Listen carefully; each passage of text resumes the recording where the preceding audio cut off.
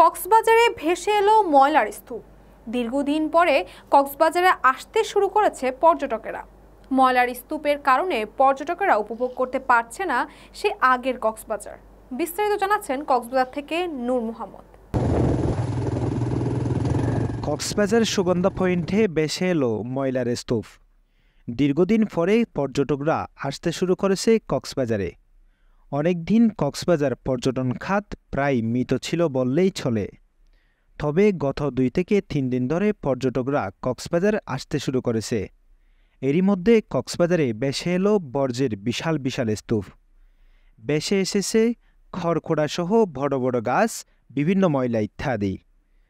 দর্শক, এ বিষয় নিয়ে পর্যটকরা কি বলছেন তা শুনে আসি।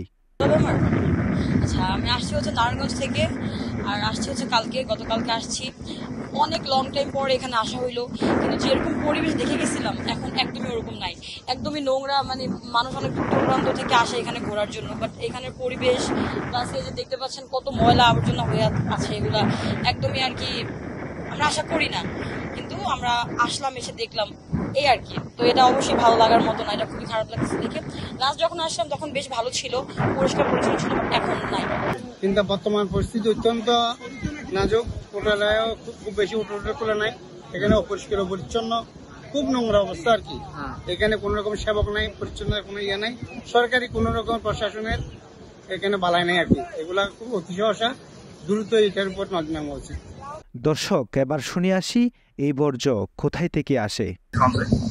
এটা সাগর কমলাতে বিকেল ময়লা, এখন কিন্তু পাহাড়ি ময়লা বলছে হয়তো ময়লা এই কলির ছোট ছোট করে পানি মারে জানা গেছে, কিন্তু ওরা দেখি তো অনেক প্রচুর বড় বড় টুরিস্টের এলাকাতে হয়তো টুরিস্টরাই নামে, টুরিস্ট সবসময় প্রতিপদ করে থাকে। এই ব্যথা পান, বহু ধরনের শরীরে আঘাত করে, যেমন ডেমের মধ্যে গোসল করতে গেলে পানির ভিতরে থাকে, যখনই ডাহানা যাবে যেমন বড় বড় গাছের প্রচুর বড় বড় গাছ আছে পুরা বিচে।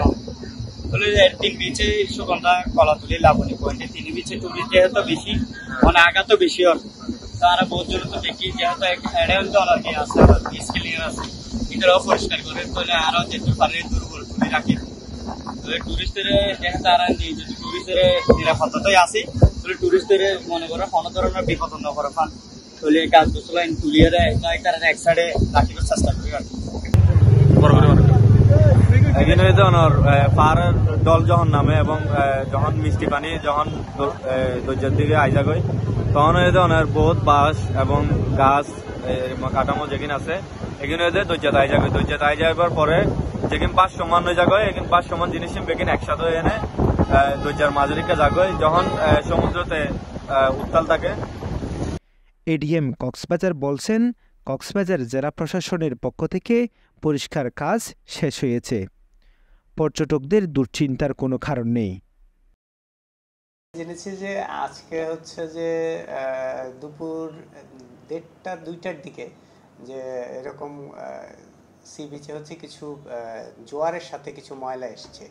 তো সেটা হচ্ছে যে আমাদের আপনাদের জানার সাথে সাথে আমরা বলেছি অলরেডি পরিষ্কার মনে হয় হয়েও গেছে, ওইগুলো এখন আর নেইও।